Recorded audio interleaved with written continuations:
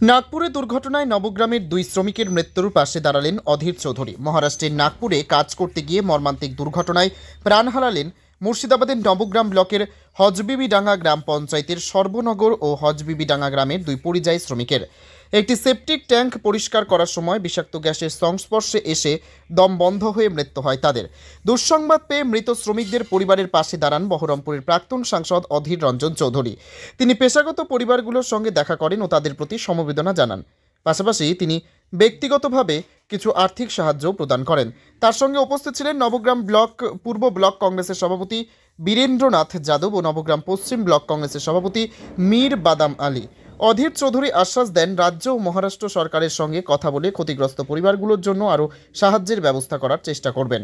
একই সঙ্গে যে কোম্পানিটি শ্রমিকদের কাজে পাঠিয়েছিল তাদের কাছ থেকে উপযুক্ত ক্ষতিপূরণ আদায়ের দাবিও তুলবেন তিনি। এই মর্মান্তিক ঘটনার পর পরিযায়ী শ্রমিকদের সুরক্ষা ও কর্মস্থলে নিরাপত্তা ব্যবস্থা নিয়ে প্রশ্ন উঠছে। মৃতদের পরিবারের দাবি, ভবিষ্যতে যেন এ ধরনের ঘটনা আর না ঘটে তার জন্য উপযুক্ত ব্যবস্থা নেওয়া হবে।